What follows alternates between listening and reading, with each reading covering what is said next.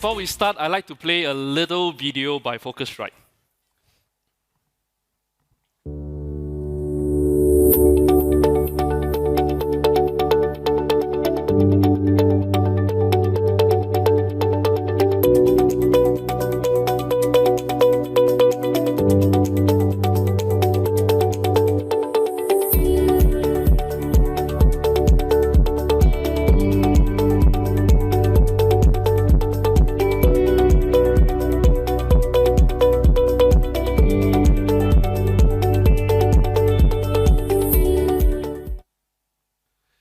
$260 billion industry, full of small little communities. So let's start with you, Varun, first.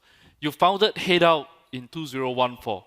Not only are you a pioneer in terms of the experience side, but you were also a pioneer in terms of events itself, right? Before everyone knows the impact of Taylor Swift, right? You were already cracking, Headout were already cracking Broadway. How do you identify new trends and how do you crack a Broadway? I wish there was a very simple answer to this, but the fact of the matter is that you effectively need to look at where travelers are headed, what they are traveling to, but not just that, you need to also look at your skills and strengths and sort of try and figure out that happy little intersection where you can see where the future is going to be, but you can also see that you can bring something novel, something unique as a perspective and sort of figure out how do you then serve that specific intersection in the most authentic and the most impactful way that you can. Was it easy to crack the Broadway? Nothing. What, you go knocking at the door and just ask them to say, give me your ticket, let me distribute for you. We have had scores of people standing outside the box office at Broadway, getting tickets, and then waiting outside the door to give the tickets to the guests. So nothing of that transaction has been easy. And the reason why we had to do that was because most of these theaters didn't have an API that we could use to be able to get real-time access to inventory and booking. So we've come many, many distances from that early, humble beginnings. But nothing then was easy and nothing today is easy. I'm sure I can speak for everybody else on this stage. If you're creating something of true value for ourselves, for our ecosystem, then easy is the last word that I have found in the last 10 years of doing this. That's why we were used to be known as the last frontier. Yeah. I also put on one of your LinkedIn posts.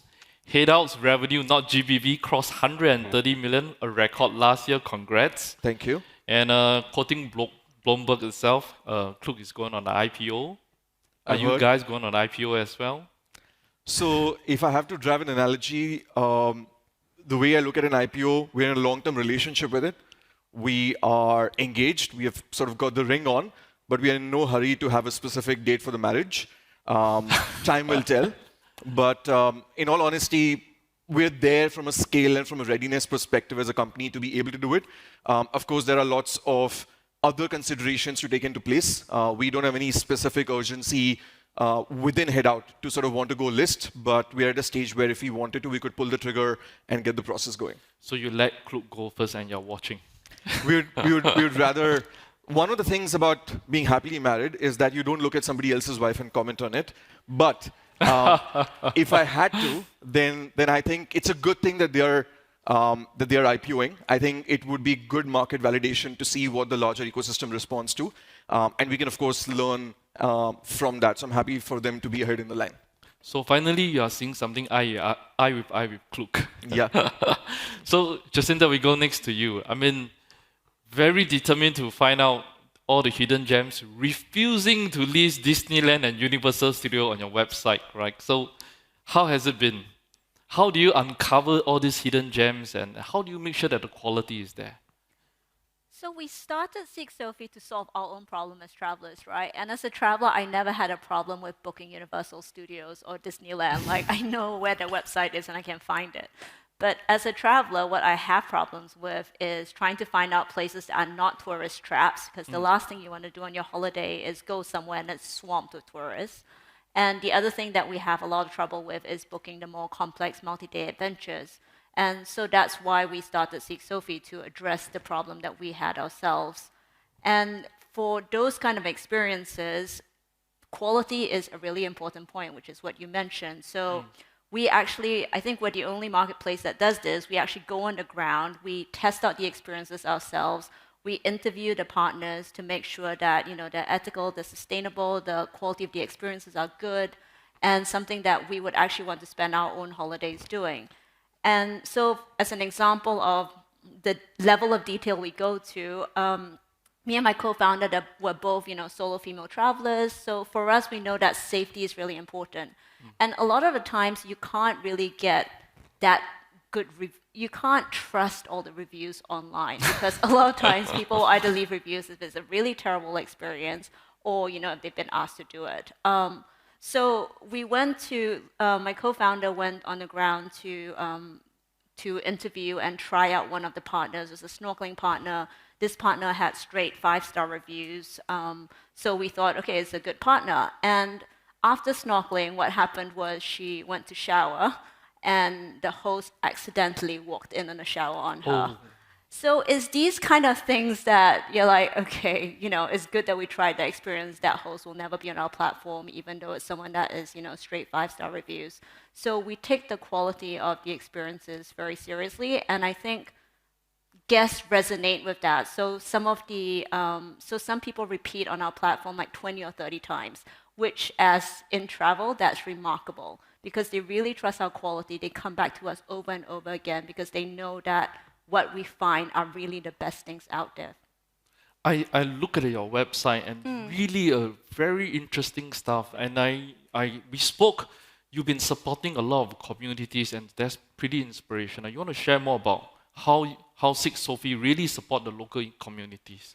Yeah, so in my generation, I mean, you hear a lot of really depressing stuff in the news, right? People are worried about climate change, they're worried about deforestation. There are a lot of issues that we have to deal with. And I think when you see all of that in the news, it feels a bit demoralizing that, maybe that's the job for governments and that's not something that we can do. But actually, time and time again, in our own travels, we have seen how the impact that travel can have on a lot of these issues. When we are more conscious with our spending, when we direct our spending to impact-driven local hosts, we can make a really, really big difference. So collectively as travelers, we can make a massive difference in all these things of, over-tourism, of deforestation. And I'll give you an example. So we work in one of the oldest rainforests in the world, far older than the Amazon. It's a 130-year-old rainforest in Borneo. And you have rare wildlife like leopards, you have pygmy elephants there, but there's also a lot of human-wildlife conflict. So there's a lot of poaching that goes on in that part of the world. So we work with ex-poachers that turn guides. So they lead guests out on hikes.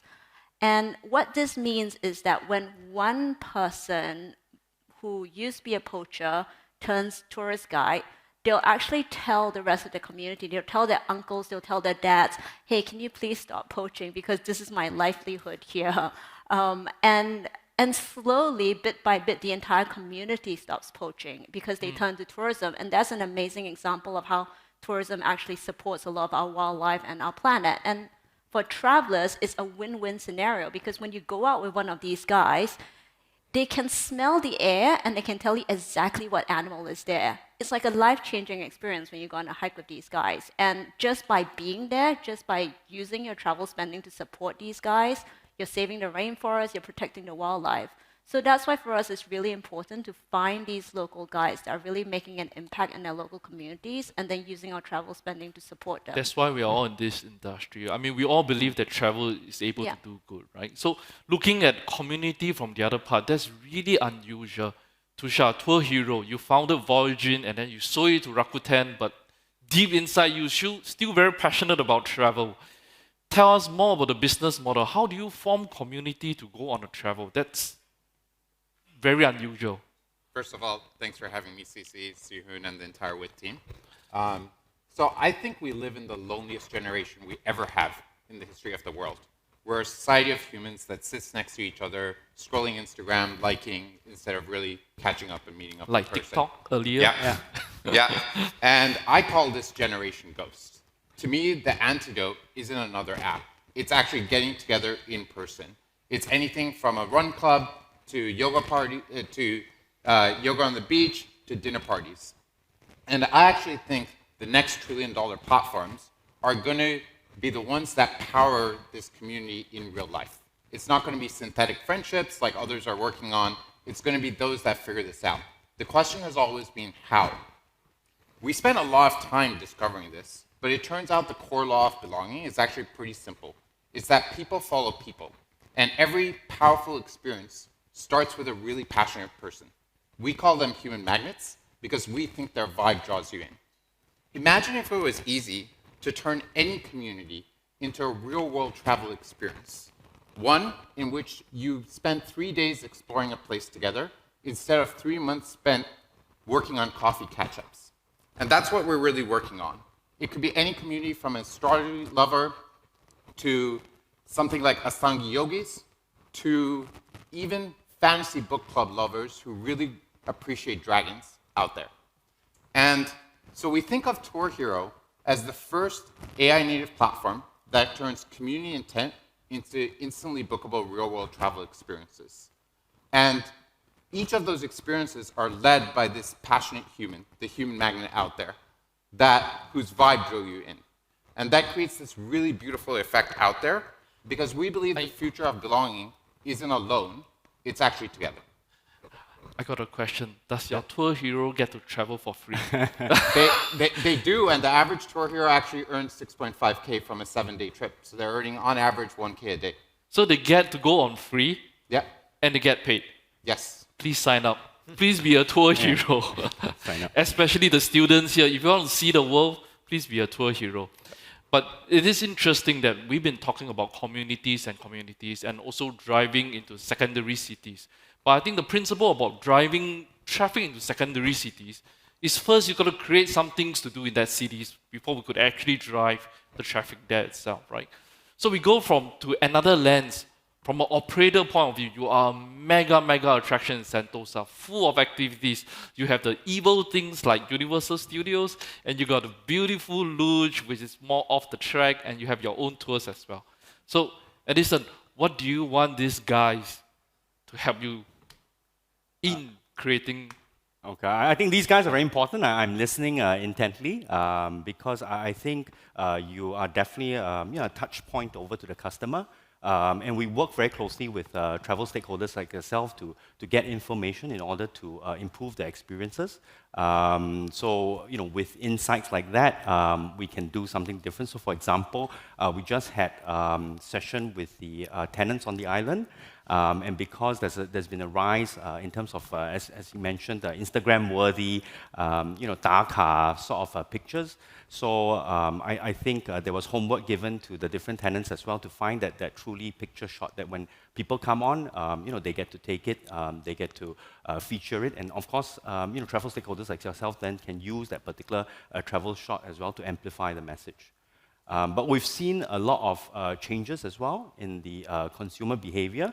That we've also tried to so-called make changes in order to fit into that behavior. One is that it's about mindless and sustainable travel, that you hear wellness a lot. So what we're doing is we're trying to focus, really put our efforts to focus on that as part of our vertical for the way forward. And moving forward, I think next year we're probably going to have a mega wellness event. And then, of course, littered around the island as well, micro events, just to keep that whole, hive going and attract more visitors in. So basically, you're following the trend of the consumers. And Yes. it's not just about having more and more attractions, but it's about creating events, Correct. engaging with the consumers itself. Correct, exactly. Okay, we're going to take a short while, look at some of the trends that is going on in the experience, and then we have a little vote, what do we want to do. These are data by Visa itself. If you take a look at this, some of the things that we are talking about is that give me a reason to travel. People are traveling for specific events, shifting traveler base, shorter trips, looking for more off the beat, right? Travel plans using AI tools. If you take a look at the numbers itself, but still you see that theme park is still holding a 34%. It's still quite important. Food is also very interesting at a 17%. So right now, what I need the audience to help is that you get a time to vote. You look at A, B, C, D, E, please choose 2 experience, right? So we have food experience, event-based, theme park, cultural heritage, unique experiences. Choose 2 reasons that you're likely to travel, or what inspire you to travel, right? Just 2 reasons from it. Okay. Meanwhile, Varun, back to you, right? We can see that the consumers are always changing, and there's new trends. What new trends are you seeing in Headout, and what are you looking at, and how do you tap on this new trend and sell things to them? So the thing with trends is that the one constant thing about them is that they keep changing, right? There are 3 sort of different phenomena that we are seeing right now at Headout. One is, of course, that consumers are increasingly looking for a wider, diverse set of experiences, right? So as she was referring to earlier, there is this increasing desire to want to explore a destination more authentically and more deeply. What we have noticed is that you can't quite characterize a traveler under one category and say this traveler is a mainstream traveler, this traveler is a offbeat traveler, right? I think we humans are complex creatures, and I think it's unfair to be able to put us in these solid buckets. And so what we have seen is that the same user or the same traveler on that same trip can come here to Singapore and go to Gardens by the Bay, which would be considered to be mainstream, but that same user on that same trip can also go and do something that's truly authentic, truly unique, truly offbeat, has a small footprint, and is interesting. So what we are trying to do right now is to make sure that we are able to speak a common language across all types of experiences and make sure that the users are aware of the possibilities that exist at a location level. The second phenomenon that we're also seeing is the fact that with AI, the expectation that people have to be able to immerse themselves when they're traveling has gone up a few notches. Very often, and this is something that even I do myself today, you go to a new place and you start taking out ChatGPT and you start talking to it. You start sort of trying to figure out, hey, listen, like, what else can I do here? Or what's interesting about this? Or why is it this way and not that way? And so suddenly there is this super computer in everybody's lap, like where they're just able to converse and find a lot more about the things that they're looking at when they're traveling. And that's making the experience of travel more immersive, but that's also increasing the expectation that travelers have from a travel provider to be able to not just get them to do the basics right, but to actually truly elevate their experience in any and every way possible. And that's sort of something that we are, again, truly focusing on by building decks, which I'm happy to talk about later. So basically, you need to have a wide coverage. You need to have the run-of-mill stuff. You need to have your Universal Studio, and yet at the same time, you need to have your hidden gems to satisfy the customers. Correct. Are you convinced to have Universal Studio, Jacinta? I mean, you are very unique, right? And all the places that you promote are very, very unique itself. How do you drive customers? Meanwhile, can we have the results of this survey as well? Unique experience. Look, Jacinta, you reflect what Visa shows and our audience show as well, right? So how do you convince customers to go to your site? I mean, we don't really need to convince, right? I mean, we started Sophie for travelers like ourselves, and so we know what kind of destinations people want that are not actually being served by the rest of the OTAs in the market. So if you look at the numbers just now, about 35%, I think, are theme parks out of the tours and activities, but you still have the rest of the 65%. But everyone is fighting for market share for that 35%, which doesn't really make sense for us from a business perspective. We started off very consciously deciding that we were going to bootstrap. So in order to drive traffic, we have to be very resourceful about it. We can't just throw money at a problem. So I think the first point is that we serve all the secondary destinations, the second tier, the third tier cities that none of the rest of the people are actually serving, but travelers are actually looking for. Travelers actually want to go to these places. So we don't need to fight for market share for these places that we have decided to put on the platform. And the second point is that because of our mission and because of what we do attract a lot of people who want to work with us. And, you know, like we have creators from hundreds of thousands to millions that would want to work with us without charging hefty fees.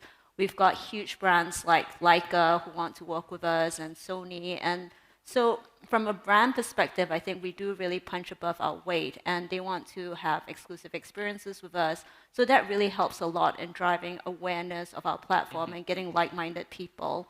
And the third thing is that we're very obsessed with quality, and we're very obsessed with the customer experience, which is why we have, the anomaly of people booking 20 or 30 experiences The word with of Seek mouth, Sophie. repeated visitorship. Yeah, exactly. And people just keep coming back. And because we are in a very unique position that we actually go on the ground and we visit all these experiences and try all of them out, we have so much content. We know every single thing about these places. So people start seeing us as that trusted brand. And so we're not just a booking platform, we moved up the funnel to discovery. So a lot of our customers actually come to us and say, I want to go somewhere for a week with my family next year. Where should I go? I have a few days with my girlfriend next week. Where can I go? So they trust us to tell them where to go. So I think that's a very good position to be That's in. why you have the best of Seek Sophie. Yeah. Yes, to go up the discovery funnel. Yes. So we are very rushed and a lot to cover, right? So we cannot do without AI. So definitely we need to talk about how AI is impacting our industry, our vertical itself, right? So can I have the video by TourHero? Tushar, TourHero built a very, very cool AI stuff. Can you tell us? It's a silent movie while he will try to talk about it. So Tushar, please, what AI tools are you using? Yeah, so from day one, we needed to do three things in order to fulfill our mission. We needed, one, to enable anyone to become a tour hero. Number two, we needed to partner with DMCs on the ground to deliver these world-class experiences. And then three, we needed to make every trip curatable as well. Each trip had to reflect the community's taste in it. My team hates me for this because we pick not just the hardest industry tours and activities, we also try to make everyone a tour hero, and we say every trip needs to be custom. That is hard on hard mode. And so we were very fortunate when we started to partner with both Sequoia and Lightspeed. They're investors in us. I sat down in my first meeting with Sequoia, and they asked me, why can't this be done in 5 minutes? How is anyone going to become a tour hero if you cannot make this easy to do? And I said back then, you don't understand the industry. No one's been able to do this. It's not possible to do as well for custom trips. You got to learn from Varun, never say no. Point in time, I was right. Directionally, I was way wrong. I was the most wrong I've ever been in the world, probably. And that turned out to be the more important part, how we enable anyone to do this easily. And so the thing that we really came back to think about is last year we changed our North Star. It was really about finding, empowering, and making anyone a tour hero and giving them the tools. So you're using AI now to solve a very, very difficult vertical, right? It's a multi-day tour. You're enabling the tour heroes to create an itinerary easily and then start selling it itself. Yeah, right? So some stats. Previously, we ran a traditional marketplace. It took 32 days to come in and curate a trip. That's a lot of friction. Today, you're able to get matched to a trip instantly in 80% of cases. In 1 minute, you can come in and curate it like you saw instantly as well. And we enable that in 4 of our destinations, and we continue to roll that out to additional destinations as well. And we're the first platform that I've seen that goes end to end from, okay, I have an idea for a trip, to I'm going to make this possible on the ground without giving you 20 links like ChatGPT does or Mindtrip does out there. How about from Sentosa? Are you embarking on anything AI? Yes, I think we're big on AI. We launched Summer AI, which is basically a large language model robot. It's been training quite well. It's located on the website, so please go on and ask it any question under the sun. But we've also gone into WeChat as well to do a digital concierge. So I think as an operator standpoint, it's about trying to maintain the content on these different platforms. But I think truly the next frontier that we are going to look at is probably voice. And if we do make that leap, then I think it will really propel the destination ahead. So you're using AI more for customer service, for knowledge and things like that. Varun, in 2024, you bought an AI guide. Tell us more about it. Yeah, so as he was alluding to the fact that the next frontier in AI is voice. And our deep belief from day one has been that today, if you look at the way that we travel, people are either using a human tour guide or they're using nothing, and they're just experiencing things by themselves. And we really think that there is this big sort of fat bulge in the middle where you can truly elevate somebody's physical experience in a certain physical space by leveraging AI, not by making them speak and chat with an AI agent, but to actually get them to immerse in the physical space around them. And so for that, we built Dex. It's an augmentation layer that gives you interesting stories of physical spaces, and that is further augmented by you getting very cool conversations with interesting characters. You get the ability to be able to scan and learn anything. You get the ability to be able to get soundtracks and background score. You get interactive games. And so suddenly the experience of actually going and physically visiting a space has moved from a sort of a one-way docile conversation to something that's a lot more multimodal, a lot more engaging, and a lot more immersive. So that's what Dex is. It's in private beta right now, but if there are venues here who would want to jump on the bandwagon and see what AI can do to elevate the guest experience, then that QR code on your right-hand side is what you should scan and register your interest. So your AI tour guide, you intend to cover the whole world, or is it based on city, or how does it work? So the eventual endpoint is that every interesting physical space in the world should be augmented using Dex. That's the endpoint, and I think that endpoint is not a very far endpoint because AI really allows you to do this at scale. So in 36 months, we can get there, but in the next immediate 12 months, we should be available in all the 100 top cities that matter in the world. Wow, okay.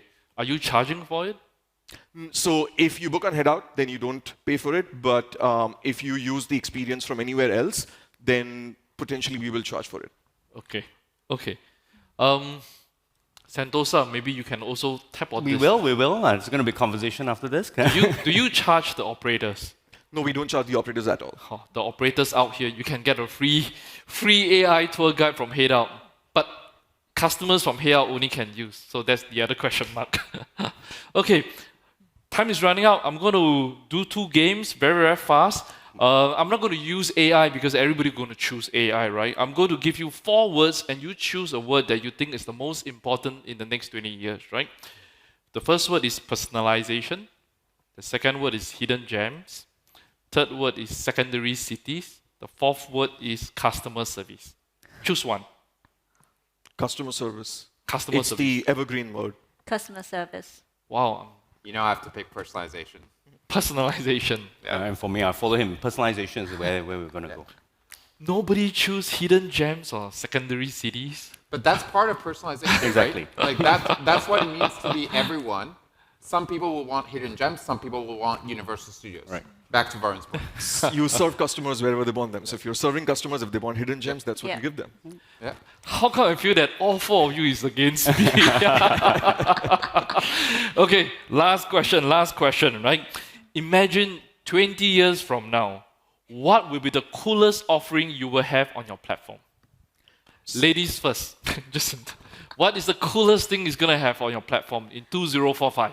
I feel like 20 years from now, everybody will be so robot out and AI'd out that having a human interaction will be like, oh my God, this is like the rarest thing ever. So I hope that 20 years from now, we still have that human touch. Oh, but it would be so sad if that's the coolest thing is a human tour guide. I mean, but that is the conversations that we've been having, right? Everyone is trying to like max AI out everything Okay. and take away the human Okay. touch. Tushar, the coolest thing on your TourHero platform.